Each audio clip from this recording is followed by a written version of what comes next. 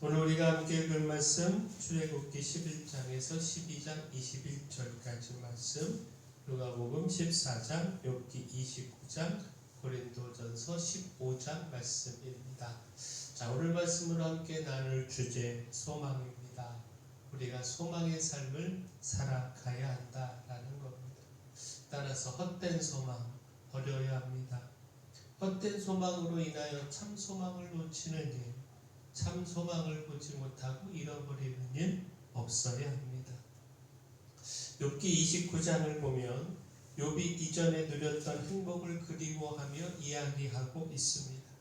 지난 세월에 하나님의 도우심과 함께하심 속에서 형통함을 누리고 풍성함을 누리고 존경과 칭찬 속에서 살아갔다는 겁니다. 따라서 욥은 지난 세월로 돌아갈 수 있다면 좋겠다 소망을 했습니다.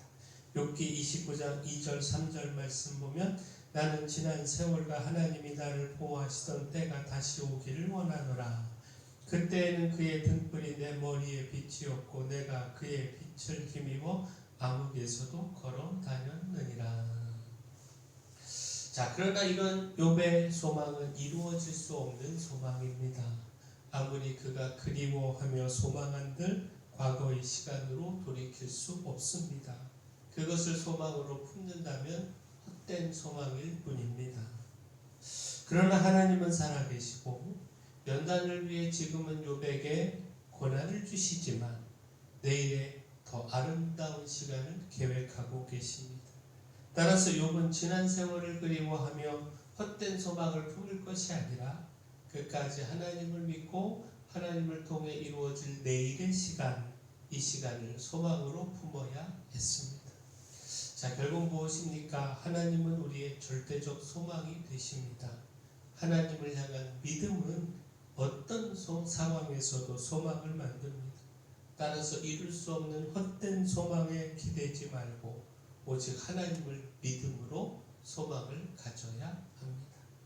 무엇보다 우리가 가질 소망, 부활의 소망입니다. 주님을 통해 이루어질 부활의 소망, 우리가 이 소망을 놓치지 말아야 합니다. 고린도전서 15장은요, 죽은 사람들의 부활에 대한 가르침입니다. 그리스도께서 죽음을 이기고 부활하셨고 그 부활은 사실이고 그 부활로 말미암아 믿음의 사람들에게도 부활이 있다라는 겁니다. 다시 말해 그리스도께서 부활의 첫 열매가 되셨고 그리스도를 믿는 우리도 그리스도를 통하여 부활하여 새 삶을 살아가게 된다라는 겁니다. 고린도전서 15장 20절에서 22절 말씀을 보면 그러나 이제 그리스도께서 죽은 자 가운데서 다시 살아나사 잠자는 자들의 첫 열매가 되셨도다. 사망이 한 사람으로 말미암았으니 죽은 자의 부활도 한 사람으로 말미암는도다. 아담 안에서 모든 사람이 죽은 것 같이 그리스도 안에서 모든 사람이 삶을 얻으리라. 자, 결국 무엇입니까? 주님의 부활은 사실이며 또한 주님을 믿는 우리에게도 부활과 새 삶이 주어짐은 의심할 수 없는 사실입니다. 따라서 이 부활은 우리에게 소망이 됩니다. 어떤 절망의 상황에서도 그리스도를 믿는 우리에게 부활은 확실한 약속이기에 모든 절망을 이기는 소망이 됩니다. 따라서 우리가 헛된 소망 버리고 예수 그리스도를 통한 부활의 소망, 참된 소망 확실히 붙잡고 소망의 삶 살아가기를 소원합니다. 따라서 또한 우리가 붙잡아야 하는 것 은혜입니다. 부활의 소망을 위해 주님의 은혜에 붙들어야 합니다. 누가복음 14장에 예수님께서 큰 잔치에 대한 비유를 말씀하셨는데 누가복음 14장 21절에서 24절까지 말씀 보면 종이 돌아와 주인에게 그대로 고하니 이에 집주인이 노하여 그 종에게 이르되 빨리 시내의 거리와 골목으로 나가서 가난한 자들과 몸 불편한 자들과 맹인들과 저는 자들을 데려오라 하니라. 종이 이르되 주인이여 명하신 대로 하였으되 아직도 자리가 있나이다. 주인이 종에게 이르되 길과 산울타리로 가서 산울타리 가로 나가서 사람을 강권하여 데려다가 내 집을 채우라. 내가 너희에게 말하노니 전에 청하였던 그 사람들은 하나도 내 잔치를 맛보지 못하리라 하였다 하시니라. 주인으로부터 먼저 초대된 사람들은 그 초대를 거부하여 잔치자리에 참여하지 못하고 이후 주인의 명에 따라서 시내와 거리와 골목에서 초대된 가난한 사람들, 몸 불편한 사람들, 맹인과 저는 사람들, 이들이 잔치자리에 참여했다라는 겁니다.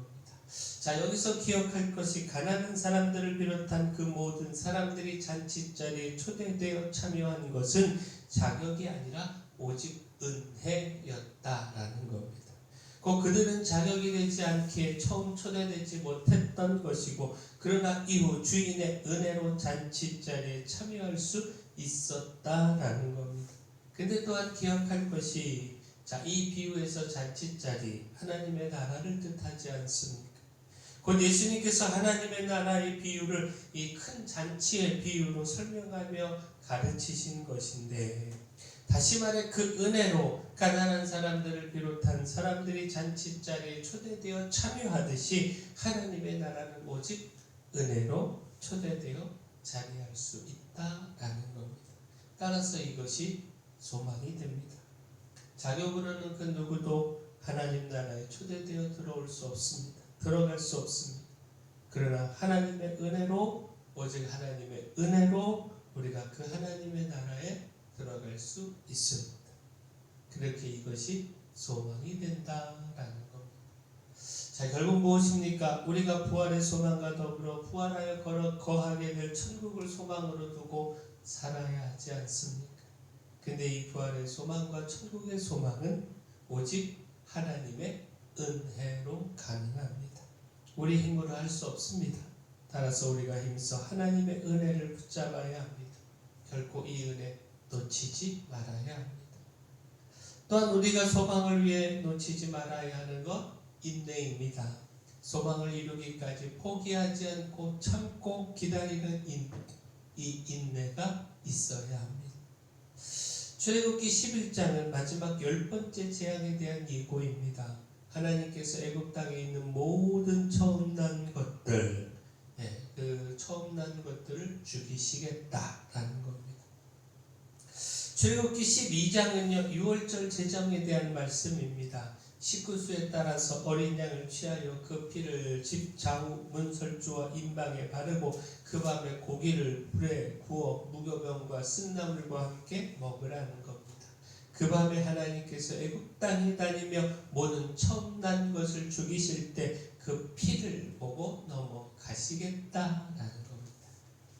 자, 여기서 기다림을 통한 소망을 보게 되는데, 하나님께서 이제 마지막 10번째 재앙을 통해서 이스라엘 백성을 애굽에서 구원하시겠다라는 겁니다. 출애굽기 11장 1절 2절 말씀 보면 여호와께서 모세에게 이르시기를 내가 이제 한 가지 재앙을 바로와 애굽에 내린 후에야 그가 너희를 여기서 내보내리라. 그가 너희를 내보낼 때에는 여기서 반드시 다 쫓아내리니 백성에게 말하여 사람들에게 각기 이웃들에게 은금 패물을 구하게 하라 하시더니.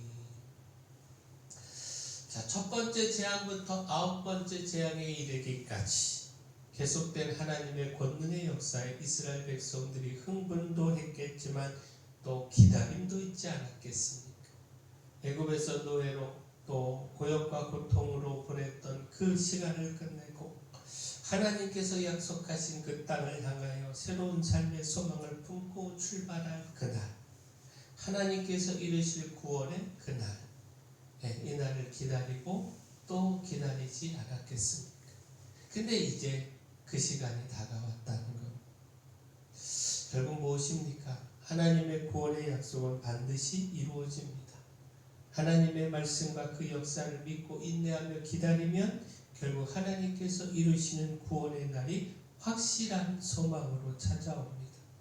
따라서 하나님의 이루심을 의심하지 말고 끝까지 믿음으로 기다려야 합니다. 헛된 소망을 버리고 주님을 통해 이루어질 내일의 소망, 곧 부활의 소망을 가져야 합니다. 이 소망을 위해 주의 은혜를 붙들고 포기하지 않고 기다려야 합니다. 바라긴 우리가 참된 소망 품고 이 은혜와 기다림으로 소망을 이루는 삶 살아가기를 소원합니다. 사랑의 주 하나님, 하나님의 약속은 확실함을 믿고 인내함과 기다림으로 소망을 이루어가기를 원합니다. 헛된 소망의 마음 빼앗기지 않게 하여 주시고 오직 하나님과 그 은혜를 통해 소망을 갖게 하시며 저희에게 부활은 확실한 약속임을 믿고 어떤 고통과 두려움 중에서도 소망을 갖게 하여 주시옵소서. 교회 내 연약한 모든 분들 주님 강력한 손으로 안수하여 치료하여 주시고 저희 교회 맡겨주신 사명, 이 마을의 빛으로 소금으로서의 사명 잘 감당할 수 있도록 힘을 더하여 주시옵소서. 모든 것 주님께 맡기옵고 예수님 이름으로 기도합니다. 아멘.